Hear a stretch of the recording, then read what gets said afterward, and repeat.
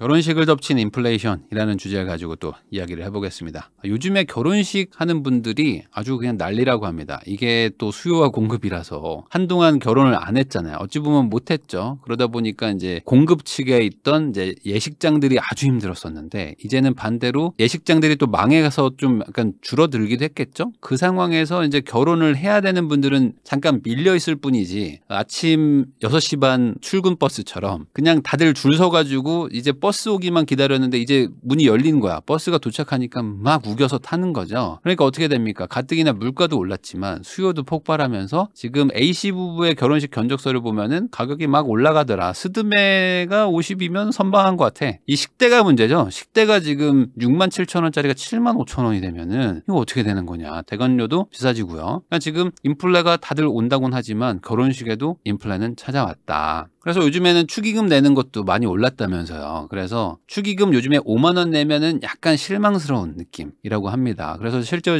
저희 직원들한테도 물어보니까 밥 안 먹으면 5만 원 내는 건 오케이인데 밥 먹는데 5만 원 내면은 약간 조금 좀 애매한 거. 그래서 요즘에는 7만 원이 생겼다고. 예전에는 5 아니면 10이었는데 친하면 10, 그냥은 뭐 5, 뭐 이랬던 느낌에서 중간에 이제 이게 단위가 좀 애매하거든. 보통은 이제 한 장 아니면 2장이었는데 중간에 이제 7이라는 하이브리드 하나 생기면서 밥 먹으면 한 7 정도 내야 되는 거 아닌가라고 뭐 그렇다고 하더라고요. 그러니까 결론은 지금 식대도 많이 올라가니까 식대보다는 조금 더 줘야지 되지 않나라는 거가 좀 있는 것 같습니다. 그러다 보니까 요즘에는 차라리 코로나 때 할 걸 일하는 분들도 많더라고요. 그때는 손님을 못 부르니까 내가 너무 너무 조촐하게 하는 것 같은데 라고 해서 안 하시는 분들이 많았는데 차라리 그때 할 걸. 그때는 차라리 공급도 많았고 좀 싸게도 할 수도 있었고 뭐 신혼여행 같은 것들도 좀 쉬웠잖아요. 근데 지금은 좀 어렵죠. 다들 몰리니까. 그래서 가뜩이나 결혼식 준비 자체도 힘든데, 결혼해보신 분들은 아시죠? 이 결혼식 준비 자체가 이게 지옥입니다. 이거 진짜 힘들거든요. 근데 이것도 힘든데 돈 문제까지 더 겹치니까 완전 지금 빡센 상황입니다. 그래서 뭐 메리지 블루 뭐 이런 소설책도 있는데 결혼 전 스트레스가 50점이라고 합니다. 이게 어디 통계조사가 있더라고요. 근데 직장에서 해고 통보 받은 것보다 세.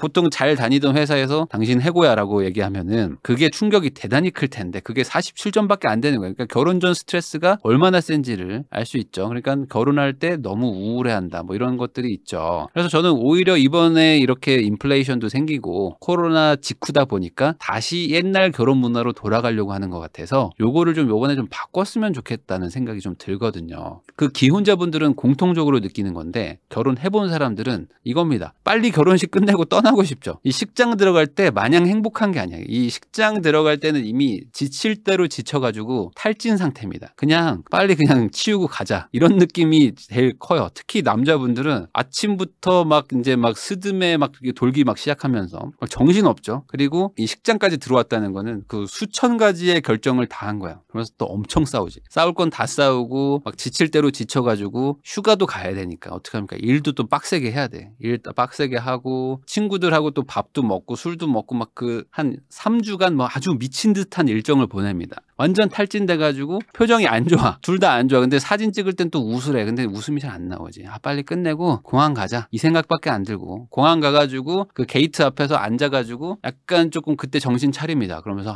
이제 나 결혼했구나. 나 이제 신혼여행 가나? 빨리 비행기 타고 자고 싶다. 이런 생각을 하는 게 보통 결혼식이죠. 그러니까 우리나라 결혼은 도대체 왜 이러는 걸까? 다른 나라도 뭐 마찬가지이긴 하겠지만 우리나라는 특히 좀 쓰잘데기 없는 거에다 너무 많은 노력과 신경을 쓰는 게 아닌가. 뭐 예단 예물 같은 것도 있고 뭐 신혼집 위치도 있지만은 혼수도 고를 때 막 진짜 막 복잡해요. 그리고 뭐 이제 집 구하는 것도 뭐 이제 계속 집 보러 다녀야 되고 특히 뭐 예단 예물 같은 거 특히 요즘에 예물 같은 거 사기 힘들어가지고 뭐 또 오픈런 해야 되고 점점 더 힘들어진다고 하는데 보통 한 1년 정도 준비를 하죠. 그래서 우리 이제 결혼할까라고 말하고 나서 이제 뭐 상견례부터 뭐 식장 잡고 요즘에 식장이 부족해가지고 식장 먼저 잡고 상견례 한다고 하는데 그러면서 정말 별의별 일이 다 겪고 나면 지치기 마련입니다. 그래서 즐거워야 될 결혼이 왜 이렇게 우울하고 좀 힘든 게 우리나라 문화일까라고 생각을 해보면 그냥 우리나라 결혼식이 이상해서인 것 같아요. 이상하다. 이게 나를 위한 결혼식은 전혀 아니죠. 해보신 분들은 아실 겁니다. 나를 위한 결혼식은 아무리 봐도 아니야. 이거는 그냥 남을 위한 결혼식입니다. 남은 뭐 부모님이 될 수도 있고요, 친구들이 될 수도 있고, 그냥 뭐 회사 동료가 될 수도 있고요. 그러니까 우리나라 결혼식은 이런 것 같아요. 그래서 1번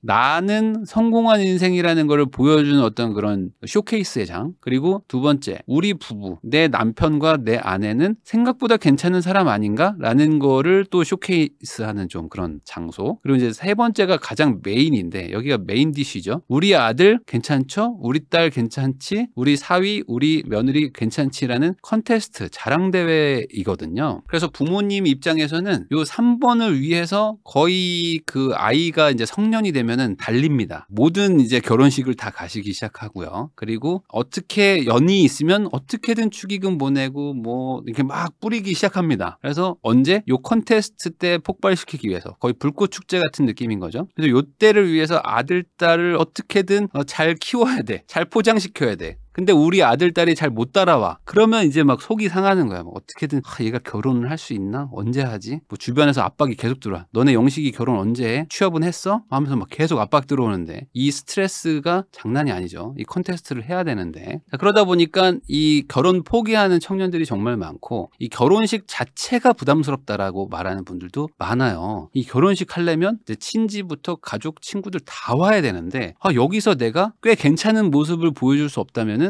이거 나는 너무 부담스럽다. 여러분들도 한번 생각을 해보면은 예물, 예단, 예식, 스드메, 신혼여행 중에서 진짜 좋아서 하는 게 뭐가 있는지를 한번 생각해 보세요. 별로 없습니다. 여자분들 뭐 스드메 같은 거를 본인이 좋아서 하는 건지도 한번 생각해 보세요. 그러면 아닐걸요? 내가 언제 그렇게 과하게 화장하고 스튜디오 가가지고 어색한 웃음 지으면서 사진 찍냐고. 그냥 인생 4컷 정도 찍으시면서. 맞죠? 내가 언제 그런 메이크업을 해. 근데 그냥 이렇게 하는 것도 남들이 다 하고 이렇게 해서 멋진 사진을 하나 남겨놔야 내가 두고두고 쓸 일이 있지 않을까라는 어떤 그 남의 시선을 좀 더 의식하는 게 좀 있단 말이죠. 특히 예단, 예물, 뭐 예식 이런 것들은 훨씬 더 남한테 더 중요하죠. 물론 예물, 내가 좋은 가방, 좋은 시계 차면 좋죠. 근데 어떻게 돼? 이거 혹시 들고 나갔다가 지하철에서 긁힐까봐 차지도 못해. 그러면 그냥 방에 두고 집에 두고 있는 거예요. 그러다가 언제? 남의 결혼식 때만 들고 다녀. 그러니까 도대체 이게 왜 필요한 건가라고 생각하면 좀 이상하죠. 신혼여행 하나 이제 본인들이 좋아하는데 가는 정도긴 한데, 요것도 사실 진짜 좋아서 가는 건지 한번 의문이 듭니다. 왜? 우리가 이 정도 돈을 써도 되나? 싶을 정도로 말도 안 되게 비싸게 가거든요. 연봉이 3천인데 신혼여행에 1,000 태우는 사람들 많아요. 그러면은 이게 진짜 내가 좋아서 가고 싶어서 가는 건가? 나는 원래 제주도도 충분한데, 제주도 가려고 그랬더니 야 칸쿤 가야지, 몰디브 가야지, 하와이 아닌가? 야 너 뉴욕 안 가? 이런 얘기 듣다 보면 그래 한번 가긴 가야지, 로마 정도 한번 찍고 와야 되는 거 아닌가? 막 이런 생각들을 막 하죠. 그러니까 이게 진짜 내가 원해서 하는 건지.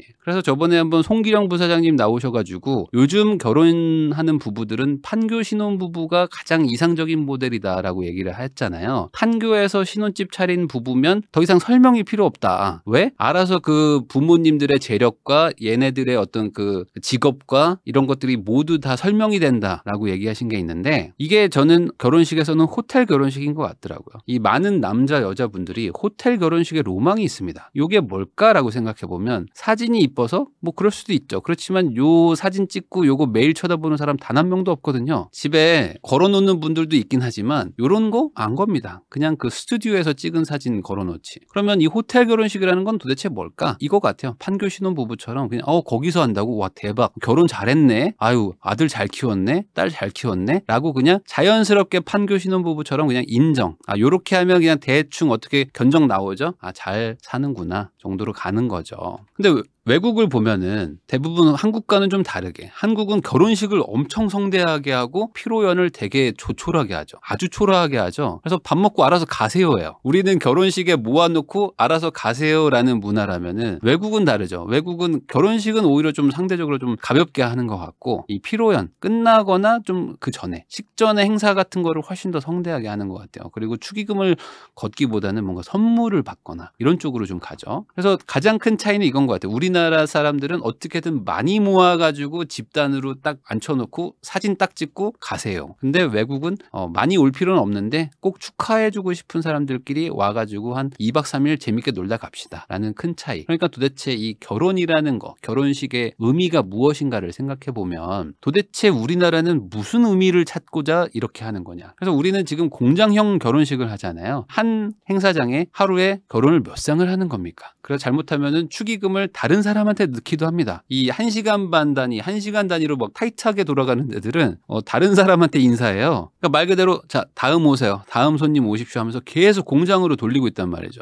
우리 결혼식 하는 중에 식당에는 다른 사람들이 밥을 먹고 있어. 나랑 일면식도 없는 사람들이. 그러면서 계속 타임을 돌리는데 그러다 보니까 이 가족들만 그 결혼식에서 울고 막 슬퍼하지 웬만한 사람들은 거기에 아무런 의미부여를 안 하고 아 주차 오늘 너무 빡세다. 여기 다시 안 와. 얘는 왜 이런 데다가 잡았어? 밥 먹으러 가시죠. 그냥 사진 찍기 전에 빨리 먹고 오시죠. 뭐 이런 얘기들을 하고 있는 뭔가 좀 이상한 결혼식이다. 그래서 똑같은 돈을 써도 외국처럼 좀 파티나 행사에 돈을 쓰면 의미라도 있겠는데 우리나라는 오히려 좀 식장이나 뭐 예물 같은 데다가 돈을 쓰면서 어떤 그 행사의 의미를 좀 퇴색시키는 게 아닌가. 그래서 좀 때로 가가지고 돈으로 그냥 대충 때우고 야 넌 얼마 했어? 나 얼마 해야 돼? 뭐 이런 얘기를 뒤에서 하고 있고 야, 밥은 괜찮아? 뭐 밥 먹을만 하던데? 뭐 이러면서 다들 그냥 잡담하고 있죠. 그리고 앞에서 자기들끼리 뭔가 행사하고 그냥 끝나고 박수 치는. 그리고 사진 찍으세요 할 때 나가서 프레시 키고 사진 이쁘게 한 장 찍고 오는 게 끝입니다. 근데 이게 사실 바꾸기 쉬우면 뭐 누구나 진작에 바뀌었겠죠. 근데 지금 바꾸기 어려운 거는 저도 알고 여러분도 알고 모두가 알잖아요. 그 이유는 바로 이거죠. 결혼식 문화가 사실상 거대한 개적개, 사회적 거대한 갯돈판입니다. 그러다 보니까 내가 낸 돈을 또 회수를 해야 되고 그럼 반대로 누군가 회수한다는 건 또 누군가 낸다는 거기 때문에 이 개주가 들고 도망가지 않는 한 계속 이 판은 돌아가는 거예요. 그러니까 어떻게 됩니까? 최대한 많은 사람들한테 돈을 받아야 되고 많은 사람들한테 돈을 받으려면 내가 계속 뿌리고 다녀야 됩니다. 그러니까 내가 뿌린 게 얼만데라는 이 본전 생각하고 뿌렸으니까 걷어야지. 그러면 걷을 때 많은 사람들이 오니까 최대한 과시형 문화를 할 수밖에 없는 거죠. 그래서 남들한테 잘 보여야 됩니다. 이것도 상당한 큰 문제라고 저는 생각하는 게 남들이 많이 올 거다 보니까 우리 애가 번듯하고 우리 며느리 사위가 번듯해야 돼요. 그래야 되잖아요.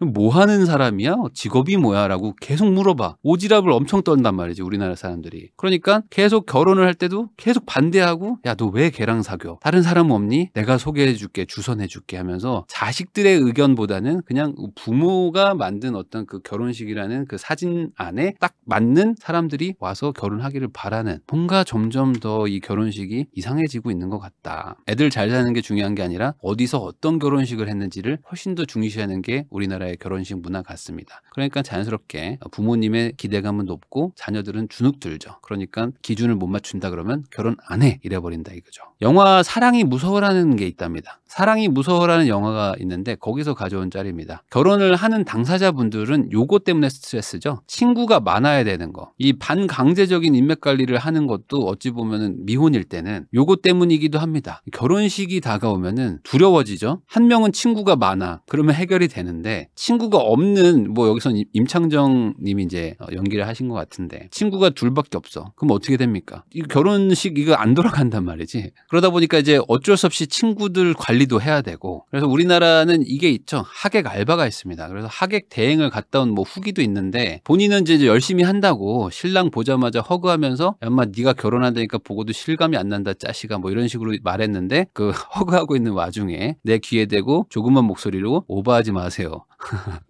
라고 했다. 라는 뭐 빈정상한 이런 후기도 있는 거 보면은 참 하객 알바까지 있는 결혼식 문화 사실 이상한 거죠. 정말 축하해줄 사람들만 오면 되는 건데. 그래서 호텔 결혼식도 사실 가는 사람들도 부담스럽습니다. 왜? 이거죠. 축의금을 내긴 내야 되는데 호텔은 요즘에 센데 얼마 내야 돼? 한 15만 원 내야 되나? 한 20만 원 내야 되나? 이거 가지고 서로 지금 카톡으로 전날 막 고민합니다. 맞죠? 친구들끼리 야 너 얼마 할 거야? 몰라. 야 신라 호텔은 얼마냐? 모르겠는데? 야 그래도 한 15 내야 되지 않냐? 아닐 아닐걸, 더 내야 되지 않아? 한 20 내야 되지 않나? 이런 얘기도 하고. 그리고 막상 호텔 가면은 하나씩 주잖아요. 그러니까 바쁜 분들은 빨리 먹고 가야 되는데 안 줘. 메인 나오는데 너무 오래 걸려. 그리고 나와가지고 촛불 붙이고 하시는 게 너무 오래 걸리시니까 빨리 먹고 가고 싶다 해서 오히려 또 만족도도 또 별로 안 좋고. 그러니까 이게 모두가 불행한 결혼식이 아닌가.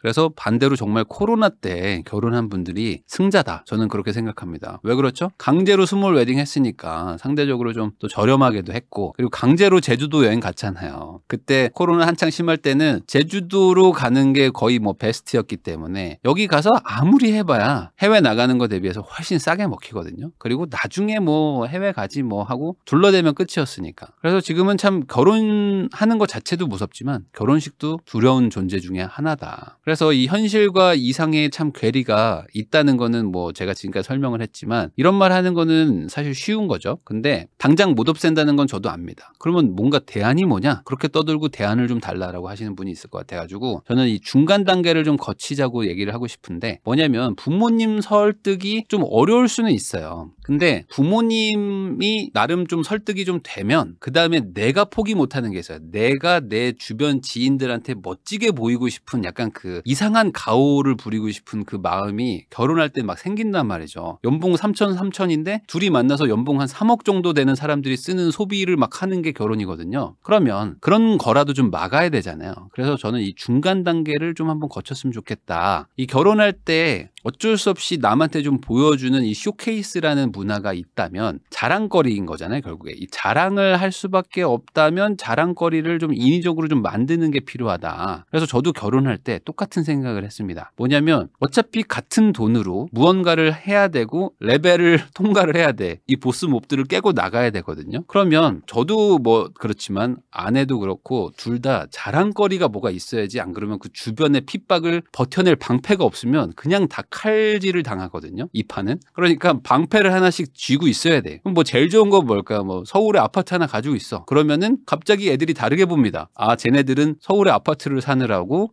저렇게 소박하게 하는구나. 그럼 그냥 끝이야. 생각보다 또 쉽게 이해를 합니다. 근데 그런 거는 돈이 많이 드니까. 그럼 가장 적게 드는 자랑거리는 도대체 뭘까? 저는 남자분들한테 예전에 제가 영상도 찍었지만 프로포즈를 정말 잘해야 된다. 프로포즈만큼 가성비가 좋은 그런 건 없다라고 생각하거든요. 제가 벌써 이제 결혼한 지가 10년이 넘었으니까 이건 포시즌스 호텔에서 가져온 사진입니다. 근데 제가 홍콩에 가서 홍콩 포시즌스에서 프로포즈를 했거든요. 근데 이렇게 한 게 제가 결혼할 때 가장 가성비가 좋고 가장 좋은 일이었다. 가장 제가 봐도 이거보다 더 좋게 돈을 쓰는 거는 없는 것 같다라고 생각을 하는데, 왜 그러냐면은 제가 여기 포시즌 호텔에서 1박을 하고 여기 수영장이 되게 잘 돼 있습니다. 그 홍콩 포시즌 지금은 못 가지만 호텔도 되게 좋아요. 근데 여기서 이제 1박을 하고 이건 얘기한 적이 없는데 여기 그 심포니 오브 라이트라고 뭐 이렇게 막 하는 게 있어요. 조명으로 막 이렇게 뭐 음악 틀고 막 하는 게 있습니다. 근데 여기 그 반대편에 여기 침사추인가? 여기에서 막 그 항구 같은 데서 앉아가지고 막 보면서 막 술 먹고 하는 분들이 있어요. 근데 저는 여기가 보이는 그 아쿠아라는 그 바 같은 데가 있습니다. 그래서 여기 바에서